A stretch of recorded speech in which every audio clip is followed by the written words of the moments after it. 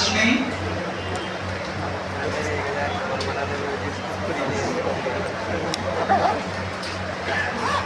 किसका स्थानीय स्वशासन में आता है।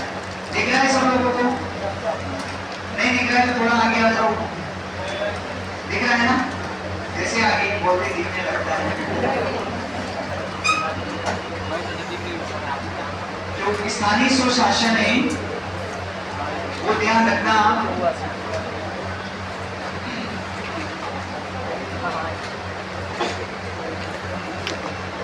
किसका विषय है? राज्य सूची का विषय है। अगर आपसे ये प्रश्न पूछा जाए ना कि स्थानीय स्वशासन या पंचायत किस सूची में आता है, तो 3 सूचियां हैं, संघ सूची, राज्य सूची और समवर्ती सूची। स्थानीय स्वशासन किस में आएगा? राज्य सूची में आएगा। स्थानीय स्वशासन 2 प्रकार का होता है। एक जिसे कहा जाता है ग्रामीण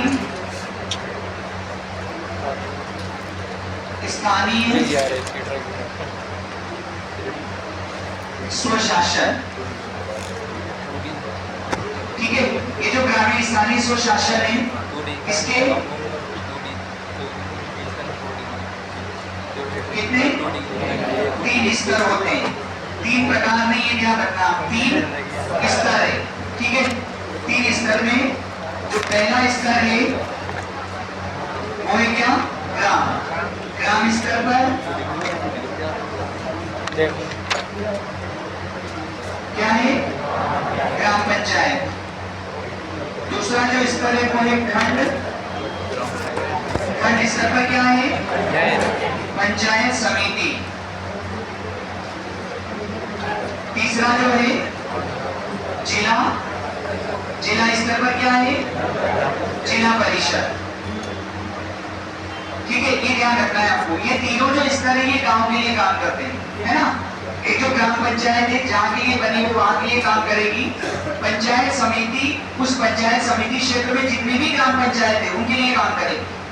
ठीक है, और जिला परिषद उस जिले में जितनी भी पंचायत है उनके लिए क्या करेगी? काम करेगी। इसलिए 3 स्तर है, 3 प्रकार नहीं है। समझ में आया आपके? 3 प्रकार नहीं है। जैसे जो पंचायत समिति का कार्यालय है वो किसी कस्बे या नगर में होगा। पंचायत समिति का कार्यालय कहाँ होता है? कस्बा या नगर में होता है, लेकिन वो नगर या कस्बे के लिए कोई काम नहीं करती। वो जो मुख्य रूप से काम करती है वो किसके लिए काम करती है? उस क्षेत्र में स्थित ग्राम पंचायतों के लिए काम करती है। ठीक है, इसके बाद में जो दूसरा स्तर है वो है कौन सा? नगरीय स्तर या नगरीय स्वशासन। ये जो नगरीय स्वशासन है इसके 3 क्या है? प्रकार है। ये ध्यान रखना, इसके 3 स्तर है लेकिन इसके 3 प्रकार है। 3 प्रकार में सबसे पहले क्या है? नगर पालिका। दूसरे नंबर पर नगर पालिका परिषद, और तीसरे नंबर पर आता है क्या? नगर निगम। ये ध्यान रखना है आपको। ठीक है, नगर पालिका एक छोटे कस्बे में बनेगी। एक बड़ा अगर कस्बा होगा तो उसमें वहां नगर पालिका परिषद बनेगी, और कोटा जैसा अगर बड़ा शहर है तो उसमें क्या बनेगा? नगर निगम बनेगा। नगर पालिका उसी नगर के लिए काम करेगी जिसके लिए उसे बनाया गया है। नगर पालिका परिषद उसी नगर के लिए काम करेगी जहां उसे बनाया गया है। ये तीनों सबके लिए काम न करके अपने अपने क्षेत्र के लिए क्या करेंगे? कार्य करेंगे। इसलिए इनको हम 3 प्रकार लिखेंगे और इसको 3 स्तर लिखेंगे। ये ध्यान रखना है आप लोगों को। हमारे सिलेबस में नगर पालिका या नगरीय स्वशासन नहीं है, पंचायत है, और पंचायत में भी राजस्थान में पंचायती राज है। तो 73वां संविधान संशोधन का बेसिक पढ़ के हमें राजस्थान वाला पार्ट अच्छे से पढ़ना है। ठीक है ना? लिख लो आप इसको।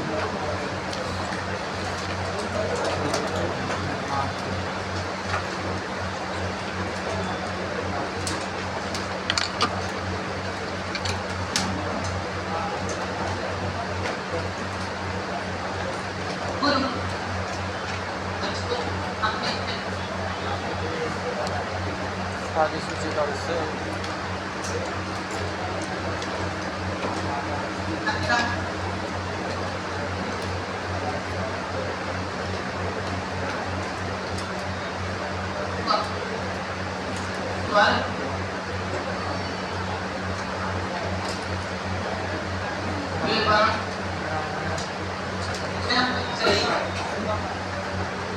मेजबान जो स्वयं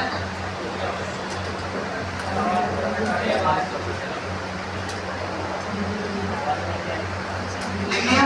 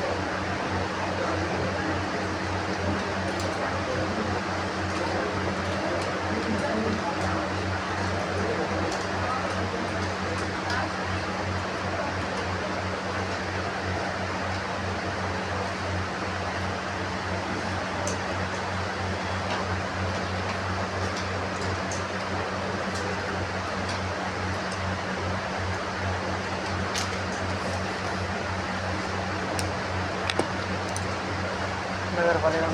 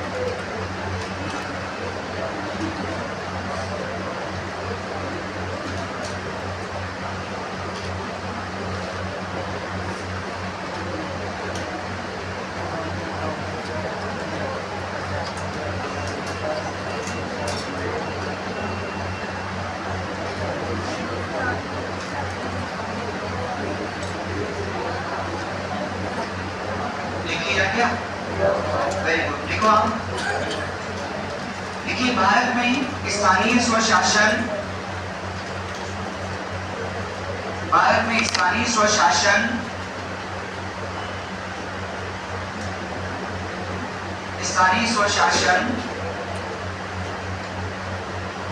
राज्य सूची का विषय है।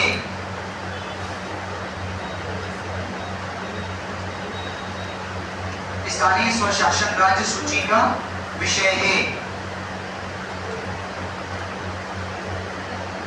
ठीक है, राज्य सूची का विषय है। नेक्स्ट लाइन लिखो आप, संविधान के अनुच्छेद 40 में, इंपॉर्टेंट लगा देना इसको, संविधान के अनुच्छेद 40 में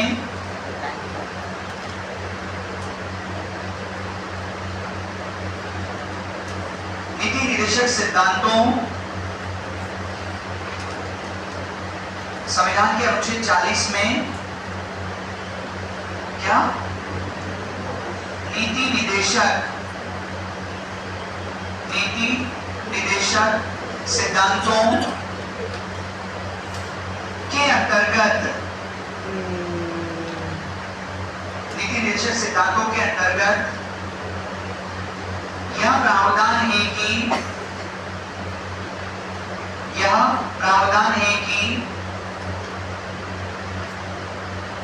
नीति निर्देशक सिद्धांतों के अंतर्गत यह प्रावधान है कि राज्य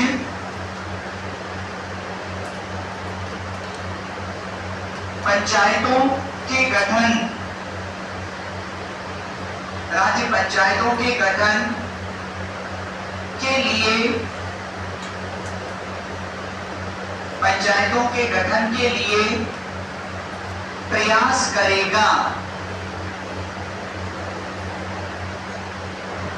पंचायतों के गठन के लिए प्रयास करेगा।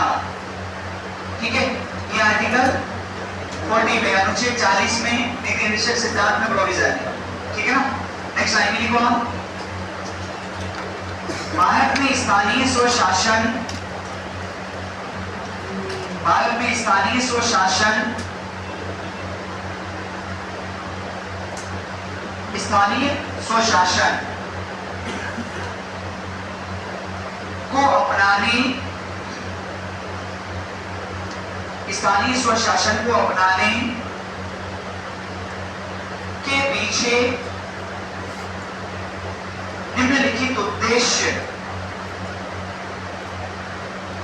स्थानीय स्वशासन को अपनाने के पीछे निम्नलिखित उद्देश्य निहित है। निम्नलिखित उद्देश्य निहित है, ठीक है। फर्स्ट पॉइंट लिखो आप,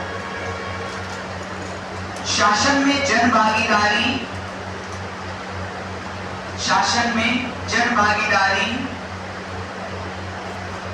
को बढ़ावा देना,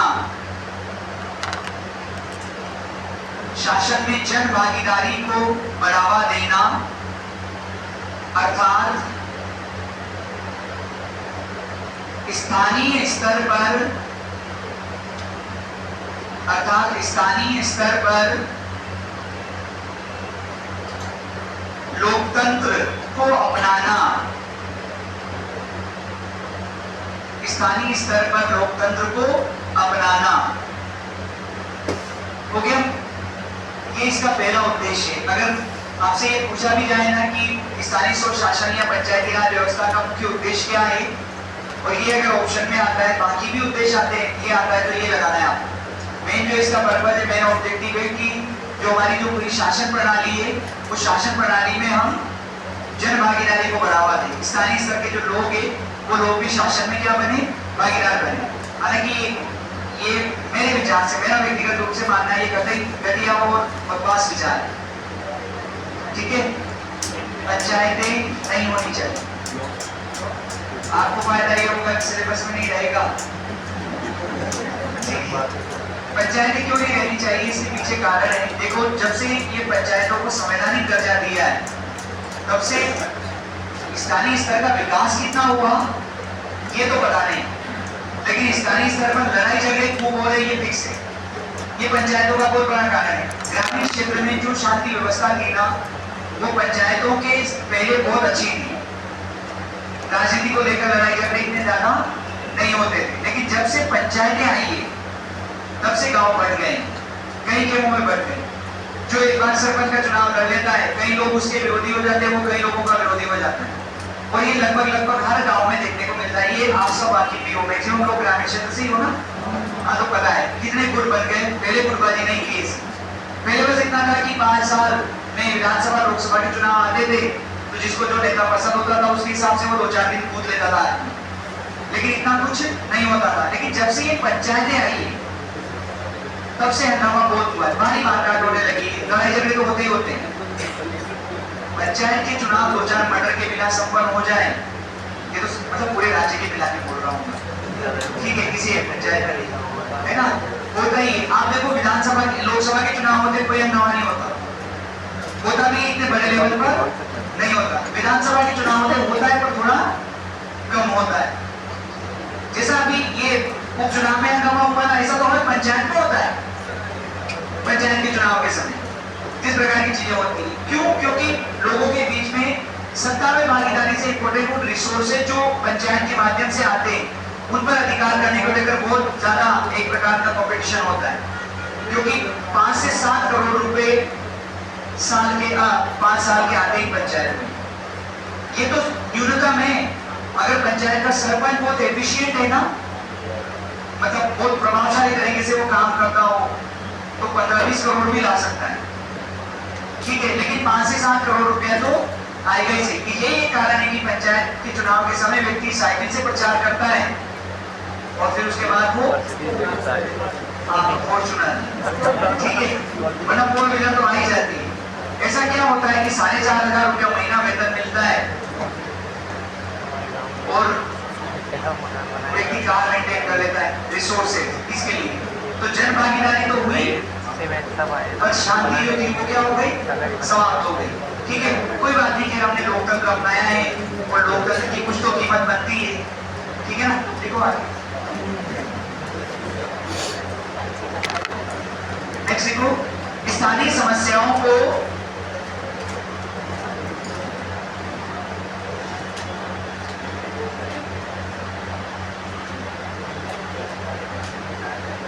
स्थानीय समस्याओं को स्थानीय स्तर पर हल करना, स्थानीय स्तर पर हल करना अथवा समाधान करना।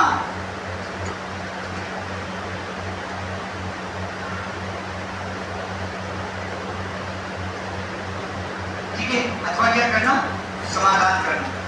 देखो आप में से किसी ने लिखा है, कितना बढ़िया विजन लगता है लड़का, वो लिखेगी कि उस लड़की को ज्यादा पढ़ने की जरूरत नहीं है जो मुझसे शादी करेगी, सरकारी कर्मचारी बन जाऊंगा, तो कुछ बने ना बने मेरे गांव की सरपंच जरूर बन जाएगी। ठीक है, सही है, ऐसा ही कुछ विजन लेकर चलना चाहिए। ठीक है, दूसरा जो उद्देश्य है वो क्या है कि जो स्थानीय समस्या है उनका स्थानीय स्तर पर क्या करना है, समाधान करना है। ठीक है, अब ये जो ऑब्जेक्टिव है ये तुलनात्मक रूप से बहुत अच्छा है कि अगर गांव में नाली भी टूट गई है तो इसके लिए जयपुर फाइल नहीं जानी चाहिए ना, वो समस्या यही क्या हो जानी चाहिए, हल हो जानी चाहिए, प्रयास ये होना चाहिए। इसके लिए भी स्थानीय स्वशासन को अपनाया गया कि जो छोटी जो समस्या है उनके लिए लोगों को लंबे समय तक वेट न करना पड़े। नेक्स्ट पॉइंट देखो, जन भागीदारी बढ़ावा देना, स्थानीय संसाधनों का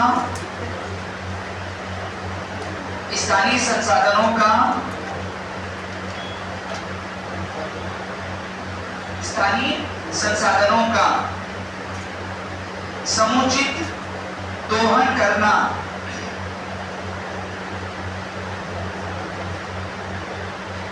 स्थानीय संसाधनों का क्या करना, समुचित दोहन करना। ठीक है, जो स्थानीय संसाधन है उनका अच्छे से दोहन हो सके, इसके लिए भी पंचायतों को अपनाया गया। हालांकि इस पर कुछ विशेष नहीं हुआ है, हमने शायद पहले भी बात की थी, इसमें एक ही काम हुआ है बस कि जो पास में नदी है या फिर कहाँ है तो उसकी रेत बेच दी इन्होंने। इसके अलावा कोई स्थानीय जो संसाधन है उसका दोहन नहीं हो पाया, वरना बहुत संभावना है हमारे देश के अंदर या खासकर ग्रामीण क्षेत्र में। पर जैसे विभिन्न त्योहार आते हैं, उत्सव आते हैं, बहुत सारे तो लोक देवता हमने बना रखे, उनसे संबंधित मेले या त्योहार या उत्सव का आयोजन करके भी पंचायतें अपना खर्चा निकाल सकती है, स्थानीय स्तर पर बाजार का विकास कर सकती है। पर पंचायतें ये सब नहीं करेगी, क्योंकि ये सब करने के लिए सरपंच को बहुत दिमाग लगाना पड़ेगा। ठीक है, और बहुत व्यवस्थित तरीके से योजना बनाकर काम करनी पड़ेगी। पहले आपको खुद को फंड इकट्ठा करना पड़ेगा, बाद में फिर वहां से पैसा आना शुरू होगा। तो ये कुछ नहीं करते, ये लोग दो चार चीजें करते हैं, तो लकड़ी बेच देते हैं, रेत बेच देते हैं। इसके अलावा आप खुद बताओ विचार करके कि कौन से स्थानीय संसाधनों का पंचायतों ने दोहन किया है। ठीक है, इनकी ऐसी स्थिति है कि पंचायत भवन बन जाता है तो 5 साल तक कलर नहीं करवा पाते हैं। ठीक है, गेट टूट जाए ना अगर पंचायत भवन का तो आप यकीन मानिए नया नहीं बनेगा, इससे उसी से काम चलाते रहेंगे। एक कुंडी टूट जाए वो नहीं लगा पाते हैं लोग। ठीक है, क्यों ऐसा हो रहा है, क्योंकि जवाबदेहिता किसी की भी नहीं, आपको किसी को जवाब नहीं देना है, जैसे चल रहा है चलता रहेगा। फिर अब 5 साल जैसे आएंगे, हम सरपंच चुन लेंगे, नया सरपंच बनाने के लिए कोई विकास की आवश्यकता नहीं है, जाति मायने रखती है, धर्म मायने रखता है। वहां अगर व्यक्ति फिर बैठेगा तो फिर से चुन लेंगे, नहीं बैठेगा तो किसी और को चुनेंगे जो इस साझे में फिर बैठता हो, ये वास्तविकता है। ठीक है, नेक्स्ट पॉइंट लिखो हम, स्थानीय स्तर पर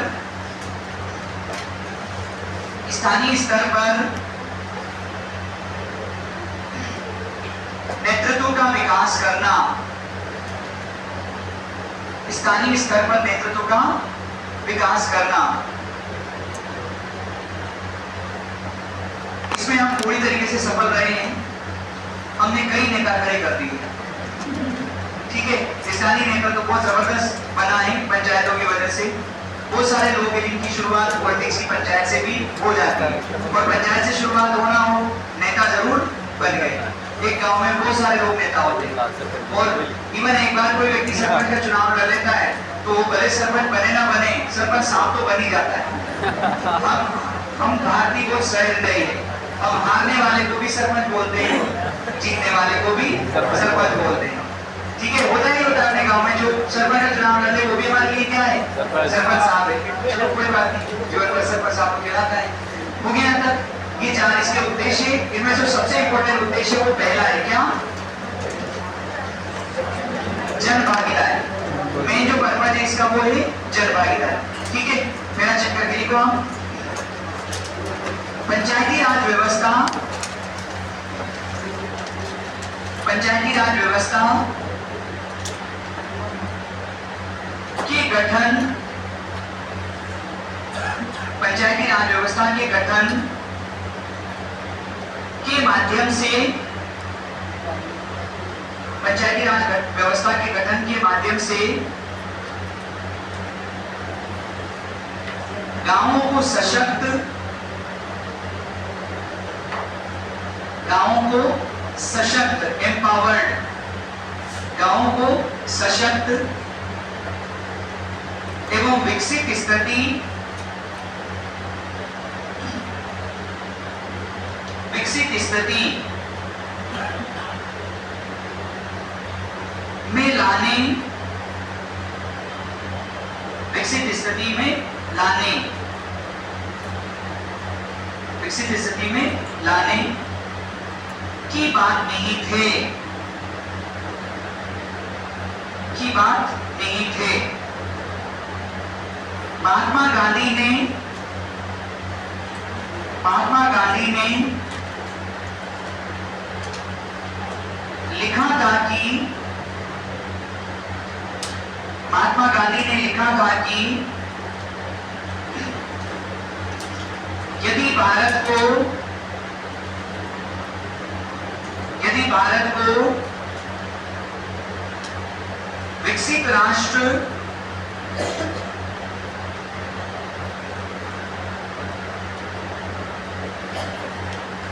यदि भारत को क्या विकसित राष्ट्र बनाना है तो भारत को विकसित राष्ट्र बनाना है तो भारत के गांवों को, भारत के गांवों को, गांवों को आत्मनिर्भर बनाना होगा।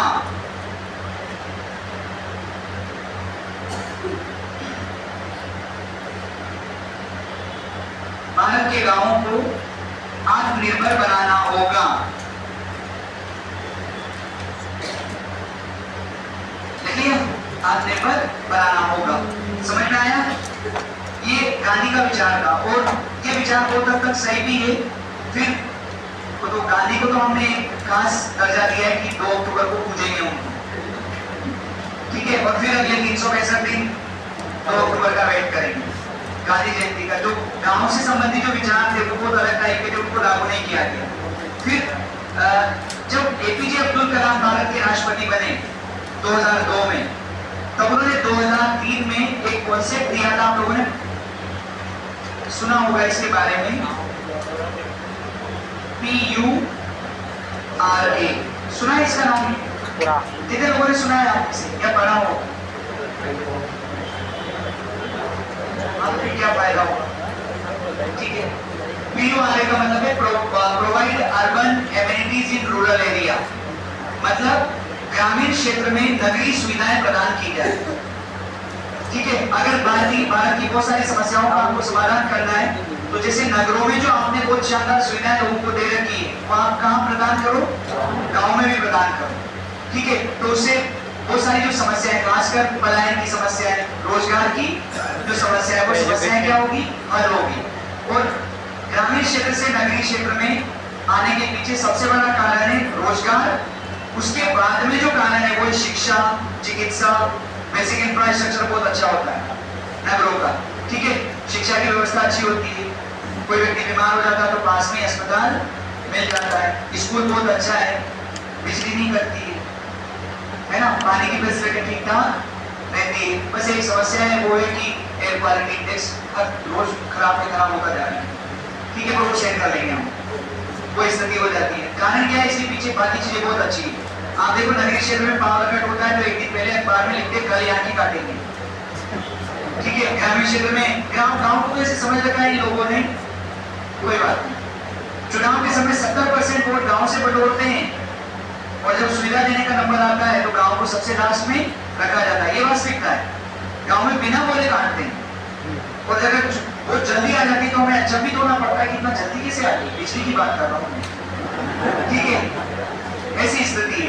और कई बार तो जब पावर मतलब बिजली नहीं होती, इनके पास इतना ये जनरेट नहीं कर पाते तो 8-10 घंटे काट देते हैं। ठीक है, किसान को अभी देखो, अभी जैसे फसल में पानी देने का नंबर आएगा, रात में बिजली देंगे, दिन में नहीं देंगे। ठीक है, ताकि आप आराम से एकदम कनेक्शन जोड़ के 2 रजाई ओढ़ के सो और वो पानी में करा दे। ये वास्तविकता है। तो सिस्टम कहीं ना कहीं वैसा नहीं हो पाया जैसा इन लोगों ने सोचा था कि आप ग्रामीण क्षेत्र में नगरीय सुविधाएं विकसित कर दो, आपकी जो समस्या है वो क्या हो जाएगी, हल हो जाएगी। इवन पंचायत में भी यही दर्शन नहीं थे कि पंचायतें बने, जनप्रतिनिधि आए, सरकार। आप कुछ सोचो, एक पंचायत को लगभग 7 करोड़ रुपया 5 साल में फंड मिलता है। हर सरपंच अगर 7 करोड़ रुपए को ईमानदारी से खर्च कर दे, पंचायत की काया पलट नहीं हो जाएगी।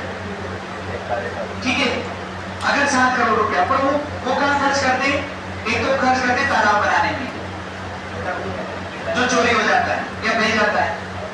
ठीक है, आपको पता है ना, तालाब चोरी होता है, तालाब बहता है। बारिश से ठीक पहले तालाब बनाओ और लिख दो कि बन गया, फिर बारिश के बाद बोल दो बह गया।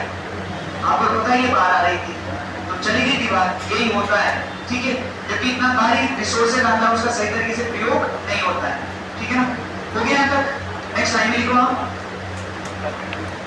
नेक्स्ट लाइन में लिखिए। देश की स्वतंत्रता के बाद,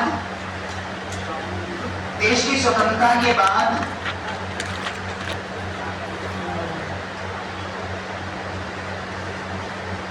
देश की स्वतंत्रता के बाद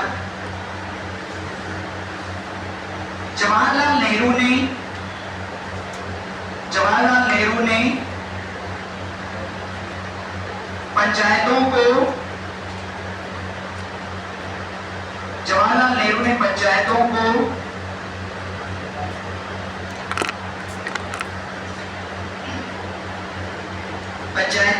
को शक्तिशाली बनाने के संबंध में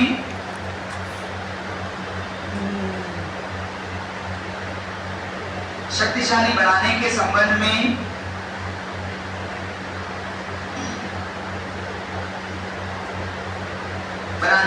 संबंध में कहा था कि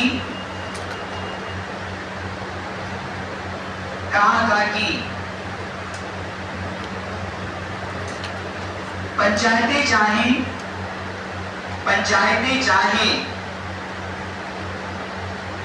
कितनी ही गलतियां करें,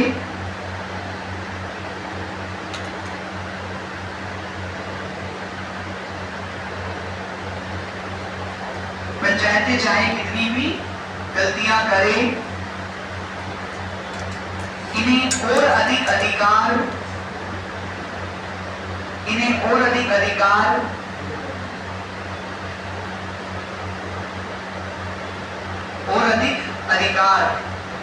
देने होंगे।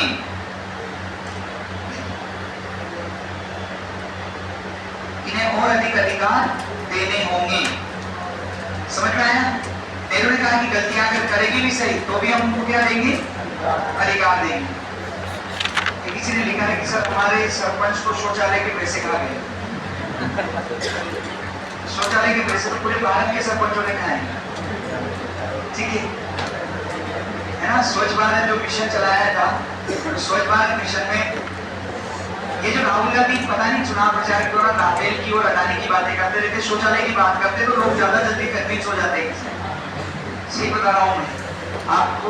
लोगों के लिए वही बातें आपको करनी पड़ेगी जो लोगों के से जुड़ी हुई है। और वो चुनाव प्रचार में बातें किसकी करते हैं, राफेल की बातें करते हैं। पता नहीं लोग संविधान की कॉपी लेकर घूमते हैं। संविधान से कितने आपको किसी की तैयारी करनी, इसलिए आपको ध्यान रखना पड़ता है कि मौलिक अधिकार कौन से अनुच्छेद में।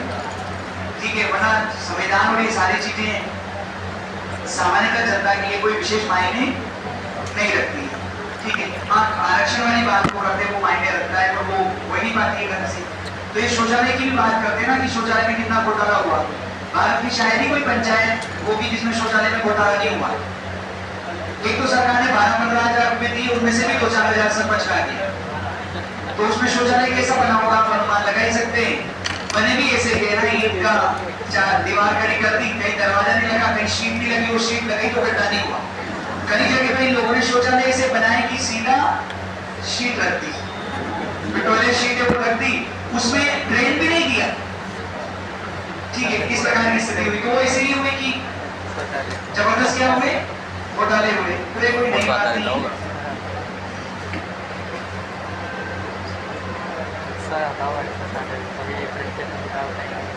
ये आपने पूछा अगस्त में एडमिशन लेने वाले विद्यार्थियों का टेस्ट कब से शुरू कराएंगे, क्योंकि कल वाले टेस्ट में उन्हें टेस्ट नहीं दिया था। ऐसे कितने लोग हैं इस कैटेगरी में आने वाले, अगस्त और उसके बाद वाले बहुत सारे लोग हैं।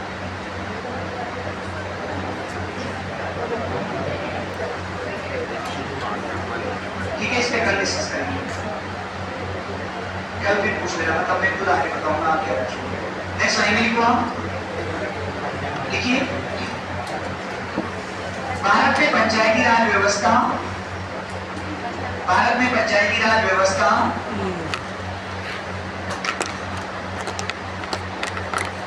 को व्यवहारिक रूप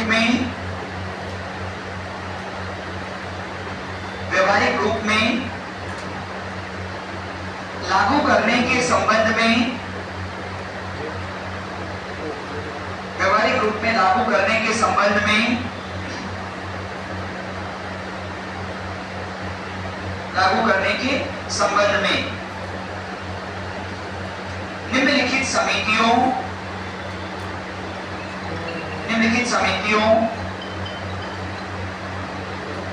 का गठन हुआ था। निम्नलिखित समितियों का गठन हुआ था। ठीक है, आपको है ना इन समितियों की जो इंपॉर्टेंट प्रोविजन है वो और इनका सीक्वेंस लर्न करना है कि कौन सी समिति कब बनाएगी। अगर आप प्रीवियस ईयर के पेपर देखोगे तो कई क्वेश्चन आपको ऐसे मिलेंगे जिसमें समितियां दे दी गई और ये पूछ लिया कि इनका सही क्रम क्या है। समझ में आया? पहले लिखो, फर्स्ट बलवंत राय मेहता समिति,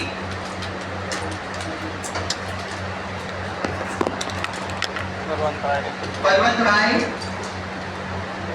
मेहता समिति।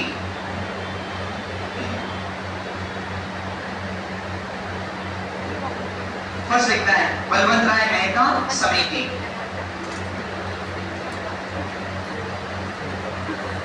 लिख लिया? देखो इस समिति का क्यों गठन किया गया था, अगर ये पूछा जाए आपसे कि बलवंत राय मेहता समिति क्यों बनाई गई थी, तो पंचायत आंसर नहीं लगाना है। समझ में आया? क्योंकि पर पंचायत में रहे और पता चले भावुक होकर पंचायत लगा कर आ जाओ। हुआ क्या कि देश की स्वतंत्रता के से पहले राष्ट्रीय आंदोलन के समय भारत के जो राष्ट्रीय आंदोलन के नेता थे ना, उन लोगों ने भारत की जनता को बहुत अच्छे अच्छे सपने दिखाए थे। नेहरू, सरदार पटेल, राजेंद्र प्रसाद, खुद गांधी जी ने हमारा अपना देश होगा तो हम बहुत कुछ कर लेंगे। तो जब देश स्वतंत्र हुआ और संविधान लागू हुआ तो अब आपको उन सपनों पर काम करना था, क्योंकि लोगों की अपेक्षाएं थी कि अगर अपनी खुद की सरकार बन गई है, हमारा अपना शासन है, तो फिर हमारे साथ न्याय होना चाहिए। ठीक है, तो इसी क्रम में भारत सरकार ने भारत की नहीं विश्व की सबसे ज्यादा महत्वाकांक्षी एक योजना लागू की। ठीक है, कार्यक्रम लागू किया 1952 में, जिसे कहा जाता है सामुदायिक विकास कार्यक्रम, कम्युनिटी डेवलपमेंट प्रोग्राम। ये जो सामुदायिक विकास कार्यक्रम था, इसका उद्देश्य था कि हम स्थानीय स्तर पर इस प्रकार से योजनाएं और कार्यक्रम लागू करें कि लोगों का विकास हो, स्थानीय समस्याओं का समाधान हो। ठीक है, कार्यक्रम लागू किया गया। कार्यक्रम को लागू हुए 5 वर्ष हो गए, यानी 1957 आ गया। कार्यक्रम का कोई परिणाम ही नहीं निकला। ठीक है, काफी पैसा भी उस समय इस पर खर्च हुआ। सरकार इसमें इन्वॉल्व रही, सरकार ने कई इस पर अलग अलग प्रोग्राम बनाए और उसको इम्प्लीमेंट करने की कोशिश की। लेकिन 5 वर्ष बाद ये खबरें आने लगी कि सामुदायिक विकास कार्यक्रम का जैसा हमने सोचा था वैसा परिणाम तो बिल्कुल भी नहीं आ रहा है। ये कार्यक्रम व्यवहारिक रूप में जमीन पर लागू ही नहीं हो पाया। जिन लोगों के लिए कार्यक्रम बनाया गया उन लोगों को पता ही नहीं कि ऐसा कोई कार्यक्रम भी चल रहा है। हमारे देश की खास बात है, यहाँ पर लोगों के लिए जो योजनाएं बनाई जाती है, कल्याणकारी योजनाएं, कई बार लोगों को उन योजनाओं के बारे में पता ही नहीं होता है, क्योंकि उनको प्रॉपर तरीके से लोगों के बीच में ले जाया नहीं जाता, एडवर्टीजमेंट नहीं होता है। ठीक है, होता भी है तो ऐसी योजनाओं का होता है जहां से बहुत फटाफट आ जाए। तो कार्यक्रम असफल हो गया। अब भारत सरकार ये चाहती थी कि इस कार्यक्रम की समीक्षा की जाए कि आखिर ऐसा क्या हुआ, कितना महत्वाकांक्षी और प्रभावशाली कार्यक्रम असफल हो गया। तो इसकी समीक्षा करने के लिए ही बलवंत राय मेहता की अध्यक्षता में समिति का गठन किया। तो बलवंत राय मेहता समिति का गठन सामुदायिक विकास कार्यक्रम की समीक्षा करने के लिए किया गया। इस कार्यक्रम को रिव्यू करना था समिति को। ठीक है, समिति ने इस कार्यक्रम को रिव्यू किया और 1958 में अपनी रिपोर्ट प्रस्तुत की और रिपोर्ट में कहा कि सामुदायिक विकास कार्यक्रम जैसे कार्यक्रम 2 बड़े कारणों से असफल हो रहे हैं। पहला कारण तो ये कि जिनके लिए कार्यक्रम चलाया जा रहा है उनकी इसमें कोई भागीदारी नहीं है। लोग जानते ही नहीं है कि उनके लिए सरकार इतना बढ़िया कार्यक्रम भी चला रही है। पहला तो ये हुआ। दूसरा ये हुआ कि ब्यूरोक्रेसी या नौकरशाही का अत्यधिक हस्तक्षेप। हमारे देश की एक दूसरी समस्या ब्यूरोक्रेसी, ये बहुत भयानक समस्या है। ठीक है, अधिकारी तंत्र जो है वो कार्यक्रमों को लागू ही नहीं करने देता है। केंद्र और राज्य स्तर पर योजनाएं बहुत अच्छी बनती है, लेकिन जब वो उनको जमीन पर लाया जाता है तब अधिकारी हावी हो जाते हैं। ठीक है, और वो लोगों की सेवा के लिए बैठते हैं पर वो वहां महिमा बन जाती है। ऐसी स्थिति हो जाती है। तहसीलदार कार्यालय, एसडीएम कार्यालय, जिला कलेक्टर के कार्यालय में जाके देखो क्या अलग ही माहौल वो बना के रखते हैं। और वहां काम करवाने के लिए जाता है लड़का और लड़की, ये सोच के आते हैं कि अब तो बनना तो आईएएस ही। क्यों? क्योंकि उन्होंने एकदम माहौल ही ऐसा बना के रखा होता है। ठीक है, तो उस समय से ब्यूरोक्रेसी के ये हालात है हमारे यहाँ। और उस समय की ब्यूरोक्रेसी तो बहुत खराब थी, क्योंकि वो तो अंग्रेजों ने विकसित की थी। वो तो भारतीयों के लिए बिल्कुल थी नहीं, वो तो अंग्रेजी शासन को चलाने के लिए थी। तो इसने कहा कि जो अधिकारी है ब्यूरोक्रेसी उसका बहुत ज्यादा हस्तक्षेप हो रहा है, जिसकी वजह से कार्यक्रम सही मायने में लागू नहीं हो पाया। इसने कहा कि अगर हमें ऐसे कार्यक्रमों को लागू करना है तो हमें त्रिस्तरीय पंचायती राज व्यवस्था बनानी चाहिए। कौन सी? त्रिस्तरीय। सबसे इंपॉर्टेंट रिकमेंडेशन इसकी कि पंचायती राज व्यवस्था बनाए और उसके 3 स्तर हो। ग्राम स्तर पर ग्राम पंचायत, ब्लॉक लेवल पर पंचायत समिति और जिला स्तर पर जिला परिषद। ठीक है, इस सिफारिश के अनुसार ही 2 अक्टूबर 1959 को तत्कालीन प्रधानमंत्री जवाहरलाल नेहरू ने राजस्थान के बदरी गांव से भारत की पहली पंचायत का क्या किया? उद्घाटन किया। बड़ा जोर शोर से उद्घाटन हुआ और प्रचार इस तरीके से हुआ कि बस भारत की काया बदलने वाली है, पूरी तरीके से भारत बदल जाएगा। ठीक है, उद्घाटन हो गया और उद्घाटन होने के साथ साथ अन्य राज्यों में भी क्या किया गया? पंचायतों से संबंधित नियम बने। आंध्र प्रदेश ऐसा पहला राज्य बना जिसने पंचायतों से संबंधित चुनाव संपन्न करा लिए। ठीक है, सब बहुत अच्छे से हुआ, लेकिन 5-7 साल निकलते फिर वापस वहीं आते हैं। ठीक है, फिर वापस उस पर ध्यान देना क्या कर दिया? बंद कर दिया गया। पंचायतों का कहीं पर गठन हुआ, कहीं पर गठन नहीं हुआ। वरना आपको सोचो, जो भारत की पहली पंचायत बनी थी ना, वो तो पूरे भारत की एक मॉडल पंचायत के रूप में विकसित होनी चाहिए थी कि पंचायत हो तो ऐसी होनी चाहिए। लेकिन उससे भी सिर्फ प्रतियोगिता परीक्षा वाले ही जानते हैं। वो भी इसलिए कि कहीं 2 नंबर का सवाल नहीं आ जाए कि पहली पंचायत का उद्घाटन कहाँ किया गया है ना। उसकी भी हालत वैसी है जैसी अन्य पंचायतों की। ठीक है, बोर्ड पे नाम भी मिल जाता है तो उसको पूरा लिखा नहीं जाता है। ये स्थिति हुई, यानी कि चुनाव टाइम पर नहीं हो पाए। इसके बाद फिर 1977 में चुनाव हुए और चुनाव के बाद जनता दल सत्ता में आया तो उन्होंने अशोक मेहता समिति का गठन किया। किसके लिए?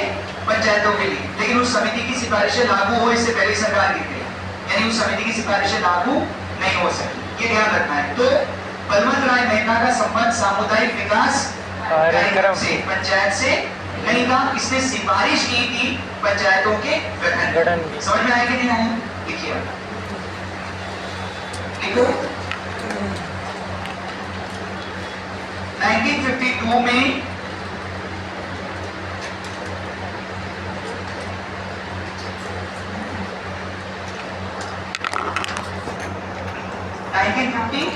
2 में सामुदायिक विकास कार्यक्रम आरंभ किया गया। सामुदायिक विकास कार्यक्रम आरंभ किया गया।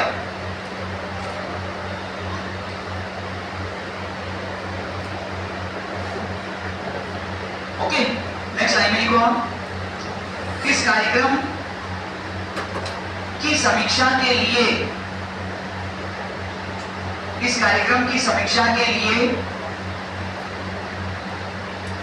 1957 में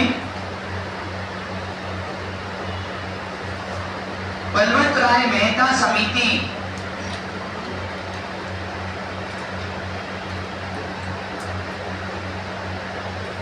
राय मेहता समिति का गठन किया गया। बलवंत राय मेहता समिति का गठन किया गया।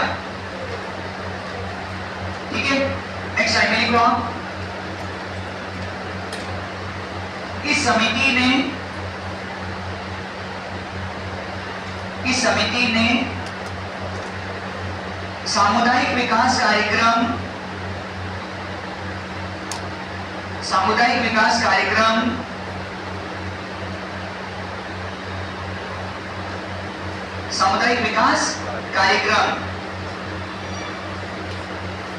में निम्नलिखित दो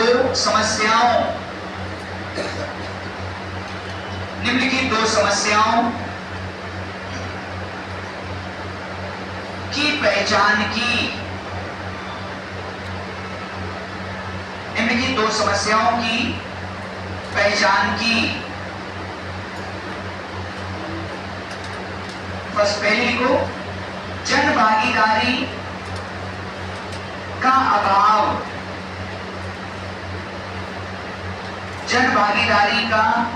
अभाव।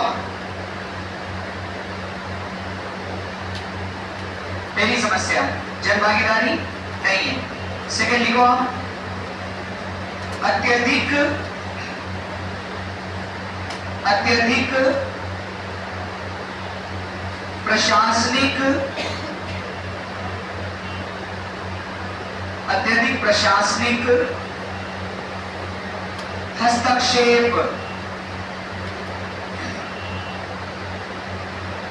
प्रशासनिक हस्तक्षेप। ओके, अत्यधिक प्रशासनिक हस्तक्षेप। ठीक है, तेरा शेयर करके लिखिए आप, इस समिति ने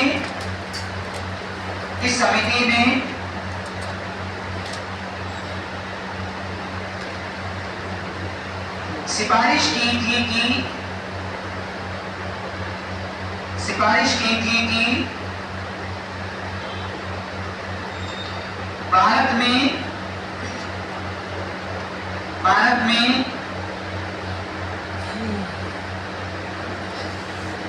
लोकतांत्रिक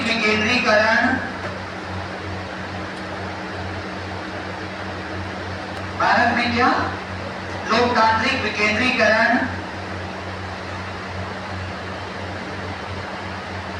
को अपनाया जाए। लोकतांत्रिक विकेंद्रीकरण को अपनाया जाए और इसके लिए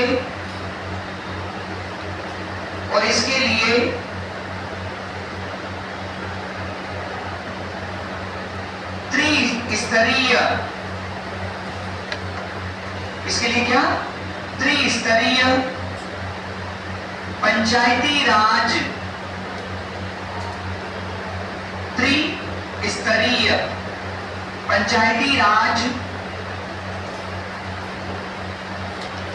का गठन किया जाए। त्रिस्तरीय पंचायती राज का गठन किया जाए। ठीक है, प्रश्न ये पूछा जाएगा कि इनमें से किस समिति ने त्रिस्तरीय पंचायती राज के गठन की सिफारिश की थी? तो आंसर क्या आएगा? बलवंत राय मेहता समिति। त्रिस्तर कौन सा है? पहला लिखो ग्राम स्तर, ग्राम स्तर,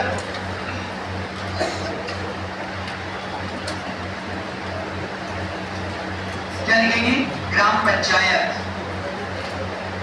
दूसरा लिखो खंड स्तर,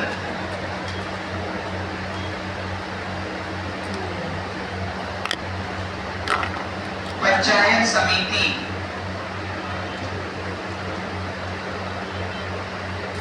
और तीसरा लिखना जिला स्तर,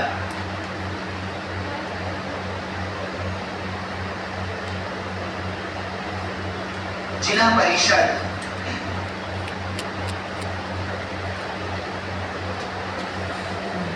जिला स्तर पर क्या है? जिला परिषद। हो गया? ठीक है, नेक्स्ट लाइन में लिखो आप। इस समिति की सिफारिशों को, इस समिति की सिफारिशों को लागू करने के उद्देश्य से, लागू करने के उद्देश्य से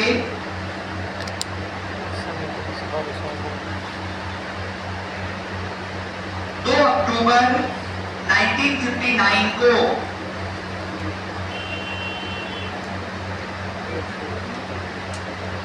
समिति की सिफारिशों को लागू करने के उद्देश्य से 2 अक्टूबर 1959 को राजस्थान के नागौर गांव, नागौर जिले के, राजस्थान के नागौर जिले के बगदरी गांव,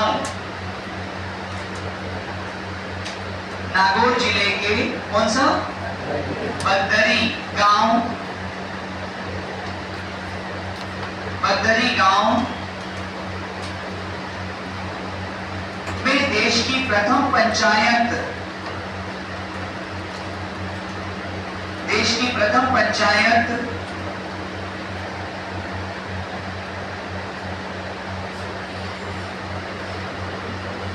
का जवाहरलाल नेहरू ने,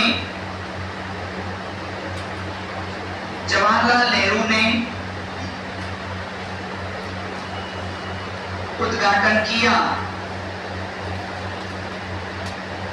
जवाहरलाल नेहरू ने उद्घाटन किया। ठीक है, जवाहरलाल नेहरू क्या थे?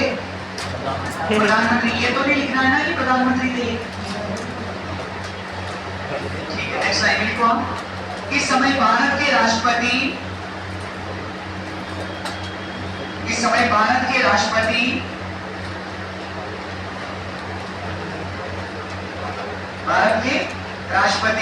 कौन थे?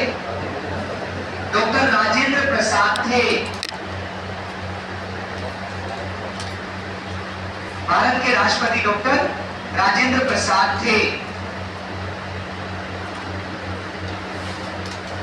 ठीक है, डॉक्टर राजेंद्र प्रसाद थे। नेक्स्ट लाइन में लिखो आप। इस समय राजस्थान के राज्यपाल, इस समय राजस्थान के राज्यपाल